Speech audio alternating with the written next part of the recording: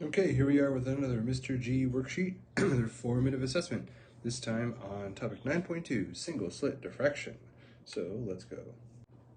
Okay, Huygens principle says that every wavefront, whether it be a flat wavefront or a curved wavefront, consists of infinite points along its face. So it's if you had a line is actually just a set of infinite points kind of like connected. But if the points are infinite, the connected is redundant. But each one of those points is in and of itself a source of waves. So if you were to cut off a wave, like if it hit a barrier, then that cutoff point right there becomes its own new source of waves. And so that's why when you cut off a wavefront by a barrier, it doesn't exactly wrap around the barrier, but rather that cutoff wave sends off semicircular wavefronts as if the wave were to wrap around. But that wraparound happens because of Huygens principle. There you are, right? 2. Okay, number 2, if you were to have a single slit that was blocking, like a screen blocking a light source with a single slit that was close to the width of which that was close to the wavelength of the light that was upon it, monochromatically. It doesn't have to be monochromatic, but for this example, we'll assume it's monochromatic. It creates a pattern on the screen where there's one central bright, what we call a maximum, something that is a very bright spot or band, and then surrounded by a bunch of darker bands and brighter bands. And then the dark bands are the ones that dip down to the bottom of the x-axis. The y-axis is, of course, intensity. So at numbers 1, 2, 3, and 4, you can see that the dips go down to 0. Those would be the dark bands. That's where destructive interference is occurring. And then where the other humps are between those numbers, those are the secondary constructive interference points that are bright bands, but not as bright as the first initial band that you see there at 0. And then it says label the horizontal axis, the x-axis, in units of lambda over b, which seems kind of weird. Like what's that about?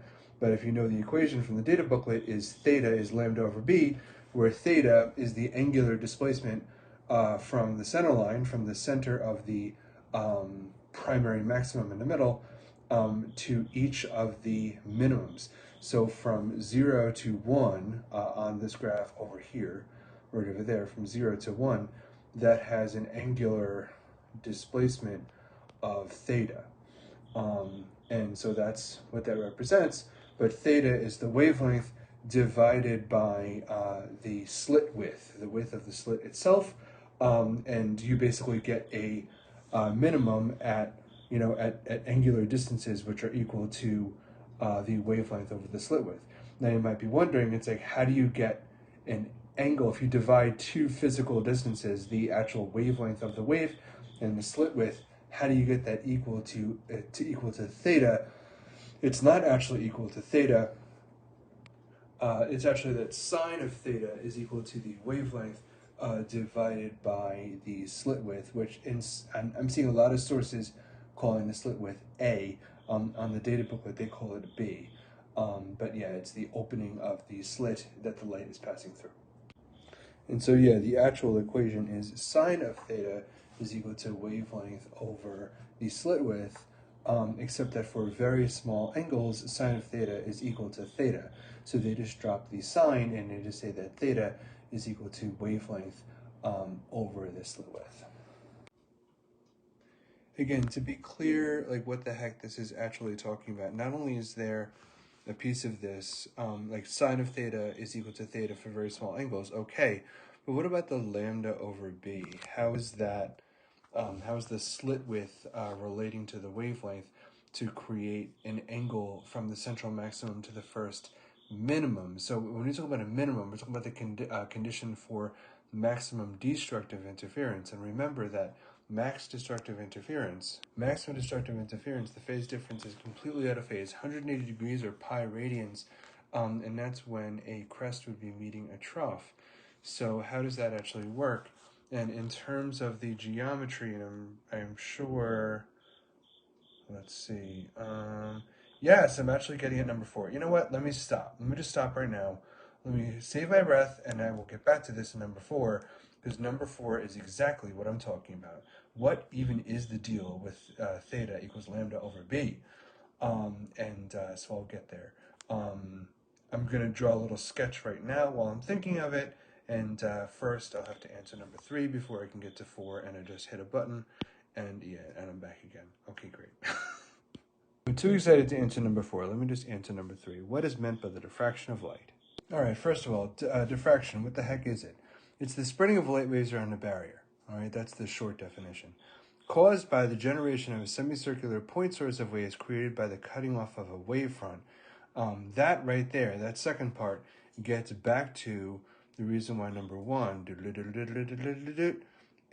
was all about Huygens' principle. That's why they got to that first.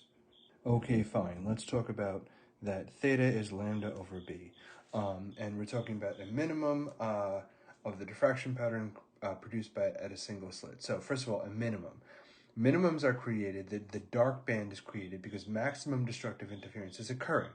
A crest is meeting a trough of the wave, of the light wave. The phase difference is pi radians, or half a cycle, and the path difference from one source, between the two sources, is half of a wavelength. If it was a full wavelength, then you would get crests meeting crests, or troughs meeting troughs, and you would get maximum constructive interference, or a brighter band. So it's going to be half the path difference. We're getting crests meeting troughs, and we're going to get a dark band. Can you hear the cricket in the background? Is it mocking me, trying to say that they're like crickets because this is so boring? I don't know. Anyway, let's continue. At least last night there was an owl. There was a great horned owl hooting outside my window. It was pretty cool. Sure beats the cricket. Shut up, cricket. Okay, so here's a rough sketch that I just drew of what's going on. So we have two different sources, being source 1 would be the edge of the slit right there, and then source 2 would be the center of this section right here. And remember, every single point on a wavefront is its own source. And for reasons I'm not really going to get into, the sources on the bottom kind of in the top half they cancel out the top half sources cancel out the bottom half sources. So I'm only going to consider half of this right here. Now, if we're talking about a minimum, a dark band, then the path difference needs to be lambda over 2 because we're looking at maximum destructive interference. The angle is the angle that we get from the center line, the angular change, displacement, whatever, between the center line and the position of the first minimum. And then B, of course, is the opening of the slit. And so this side, we're talking about a right triangle trigonometry here. This side of the triangle is 1/2 of B. So yeah, that side of the triangle is B over 2. And so with the right triangle trigonometry, again, we have we have rotated triangles here, but it's still this angle right here and this angle are going to be the same. Sorry, I almost said alternate interior angles, but that's not true. And so the sine of the theta opposite over hypotenuse, the opposite side, of course, is this side, hypotenuse is this side. So sine of theta is opposite over hypotenuse, and be lambda over 2 divided by the slit width over 2. And this is where wavelength over b comes from because the 1/2s go away. And then for very small angles and radians, sine of theta is approximately theta, and so we wind up with theta is lambda over b. And that's that. Okay, so here we are in school. There are no crickets this time, and we're on number 5. Okay, so on number 5, we have the screen's 4.25 meters from a single slit. So I can write that down as big D, the distance from the slit to the screen. It says the distance from the center maximum to the first minimum. First minimum, gotta read carefully, is 0.75 centimeters. And it wants to know it gives us the frequency, 3.75 times 10 to the 14 hertz. And then it says find the slit width. All right, so if we're talking about single slit here, the formula is theta is lambda over b, where theta is the angle from the center line to the first minimum, lambda is the wavelength, of course, and then b is the slit width. Again, it drives me crazy how they mix up the variables, but whereas for two slit, they use d for the separation from slit to slit, whereas, well, I guess, yeah, b is the slit width. That's not the same thing as the slit separation. All right, fine. But I'm actually not solving for d here. I'm solving for b, which would be the width of the slit. Okay, I hate how they give us very little room to work here. But we're going to need to do a few things. First of all, the formula that we're looking at, theta is lambda over b. So theta is lambda over b. And I can get lambda, I can get theta, but I need to solve for b. So let's go get lambda first. And so that gets us a wavelength of 8 times 10 to the negative 7 meters, of course. Okay, cool. Now we're going to need to figure out the angle, and we can do that with some right triangle trig. We happen to know the far side of the triangle, and we happen to know the distance to the screen. So here's what I'm talking about. So we know the far side of this triangle, we know the near side being the distance to the screen, so a little bit of tangent action can get us our angle. The angle, I'm assuming, is going to be in radians, as all of our work is. Put myself in radian mode, and then let's solve for the angle in radians. And then, of course, for very small angles, tangent of theta is pretty much equal to theta. Even when you actually find the inverse tangent of 0.75 times 10 to the negative 2 divided by 4.25 in degrees, we get 0.1 degrees, so that's a teeny, teeny, tiny angle. So there's my angle, and now that I know the angle and I know the wavelength, I can solve for b. And there we have it, 1.41 times 10 to the negative 9 meters. So that's like 1 nanometer. Pretty tiny, but these diffraction grating slits can be pretty small. In fact, some of them are so, like, the slits are so small, like the bands are so close together and the slits are so small that you can't even resolve it with your eye. It just kind of looks like sunglasses or something. Like, you don't even see the lines. By sunglasses, I mean like a neutral density filter. All right, number 6. So 6 says that as you're opening a micrometer, a caliper, I suppose, and you're shining a laser through it, and as the opening gets larger, then what happens to the angular half width of the central maximum for a single slit diffraction pattern? So it tells us that the wavelength is 450 nanometers. That's like reddish, like in the red range. That's why it shows like a red laser. And then it tells us that the initial micrometer opening is 125 micrometers. That's 125 times 10 to the negative 6. And so the original angular half width of the central maximum would be 0.0036 radians, based on theta is lambda over b.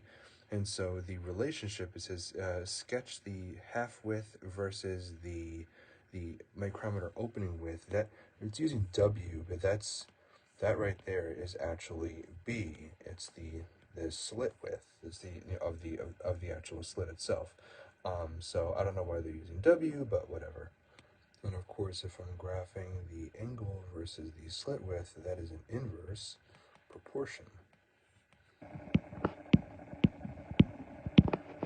So that is not going to be a straight line or a direct proportion or anything like that. It's going to have that inverse proportion curve to it.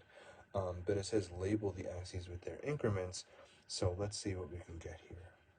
And I'm honestly not sure what they mean by label with increments, but I can plot out at least the first starting point, the initial condition.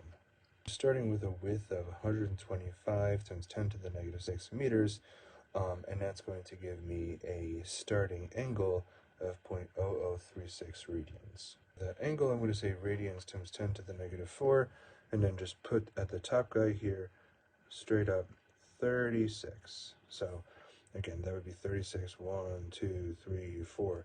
That's why I said 10 to the negative 4, so I could just write 36 there, because they really didn't give me a lot of room to make this graph. And I'm not really sure what good increments there would be here. Maybe if 36 were the top, and then 0 were down here, then maybe halfway up the axis would be 18 times 10 to the negative 4 radians, perhaps. And then on the x-axis, I don't know what, it's like, how do you vary the x-axis? That depends on the experimenter, right? So I'm going to put 250 over here on this guy, just to kind of show some kind of incremental, increase there in the axes. And then I'm going to sketch my curve, at least with a known starting point of 125 times 10 to the negative 6 meters and 36 times 10 to the negative 4 radians. Knowing this is an inverse proportion, I can just kind of like give myself a nice little loop-de-doo, like kind of, it's kind of iffy. I didn't make any sound effects, I think that's why. Let me try to say, how's that? I think that's better. All right, anyway, I think that's good enough. Next. I just realized this. I must have dropped I need to fix number 5. Okay. All right, let's move on.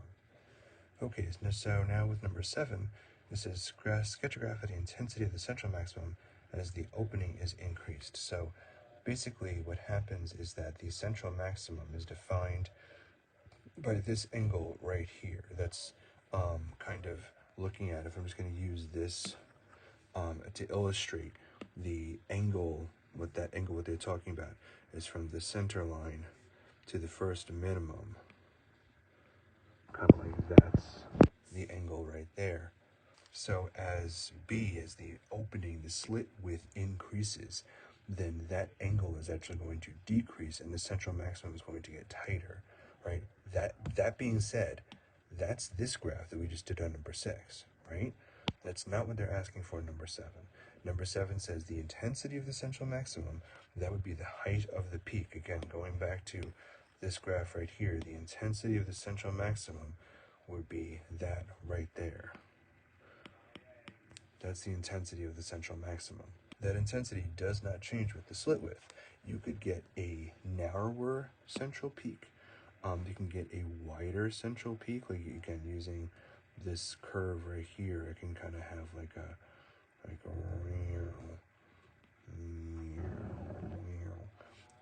I could have a wider central peak if I were to tighten up, if I were to decrease the size of the opening, but the actual height, the actual maximum intensity right there is not going to change. Therefore, if intensity does not change with opening size, there'd be no relationship, and so this graph should be a straight line. Okay, let's continue with 8, 9, and 10. So with 8, 9, and 10, we have a graph of intensity versus angular displacement away from the central maximum. So 8 says label the graph with intensity axis I and angular width axis theta. That's pretty easy if you know what the graph is showing. So the vertical axis is the intensity and then the horizontal axis is theta. So that's number 8. Number 9, central peak is 100 microwatts per square meter. Label the intensities of the other local maximas. So take a look at that vertical axis there. If the top level is 100, the other local maximas are much smaller in intensity relative to the central maximum.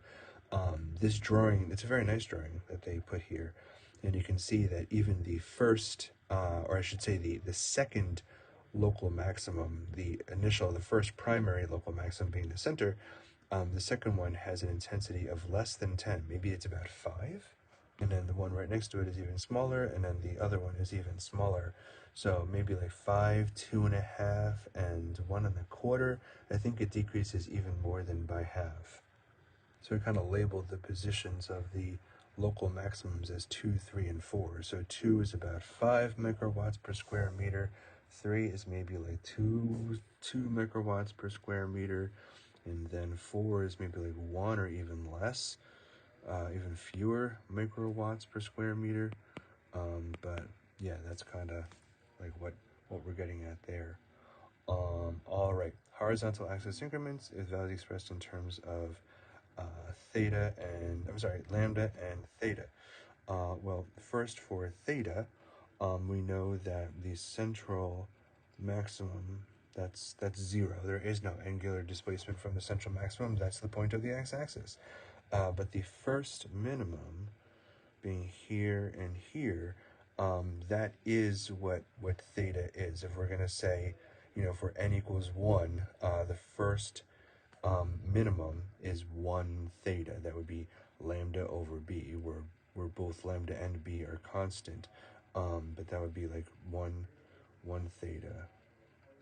So, so it's kind of like, I'm not really sure what they're looking for in terms of what theta would be. I mean, theta would be measured in radians, and those radians would be whatever the wavelength is divided by whatever the slit width is.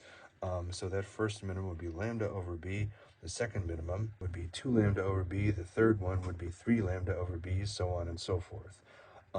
If I were to label that in terms of wavelength, that would be, wavelength would be theta b. So maybe theta b, 2 theta b, 3 theta b, so on and so forth, with theta being measured in radians. So there you go. I feel like this is getting a little bit noisy. I want to go back to reiterate my original point that in the formula, theta is wavelength over slit width. The theta that they're talking about is from the central line to the first minimum right there, the angular displacement. That is what they're talking about. If you actually look online, there are pictures where the screen is not even flat. The screen is actually semicircular, which makes a lot more sense if we're talking about angular displacement. Okay, so we have 3 different patterns on number 11, corresponding to 3 different slit widths. B equals lambda, B equals 3 lambda, and B equals 6 lambda. So basically B is increasing. So as B is getting bigger, so B is increasing, that means our angular displacement of the first minimum is going to decrease. You could say that the pattern gets tighter. You can kind of maybe phrase it that way, but it says label the patterns with these corresponding B values. So the larger the B value, the tighter the pattern. Skip number 12 because I'm not really sure what the question is getting at. My understanding is that regardless of the size of the slit opening, the intensity, the peak intensity of the central maximum will not change. The actual width of it will change, of course, but the actual intensity itself of the central maximum does not change. Something in the back of my mind says that for diffraction gratings of multiple slits, the more slits you have, the maxima become thinner, or rather they become, more concentrated, but they actually then also become brighter. So I'm thinking that potentially as, if you were to increase the opening B and decrease the angular width, that makes it tighter central maximum, but it also increases the intensity. But all of the materials that I'm reviewing here do not say that. So even though I believe that in my gut, that is, I'm not getting confirmation on that. So I'm not comfortable with number 12. We're just going to skip it. Again, these are Mr. G questions. These are not IB questions per se. So, we're not going to, I'm not sure what he's getting at in the question. Sorry. 13. And then finally 13, I'm not sure how 13 is different than 11. 11 asks for B values, but 13 asks for lambda values. And again, the formula is theta is lambda over B. And seeing how all the patterns are the same, it's just expressing it in a different way. I can also see that they chose to use color, and of course, violet has a shorter wavelength, a smaller wavelength than red does, and so violet would be B divided by 6, whereas red would be just B. I mean, it's like as you start getting smaller and smaller fractions, you get smaller and smaller wavelengths, which does make sense as far as colors go. Violet has a shorter wavelength than red does. And that was the last question in this worksheet, which is good because I'm coming up on this 30-minute limit in Educreations. Thanks a lot, Educreations. All right, hope that was helpful, and thank you.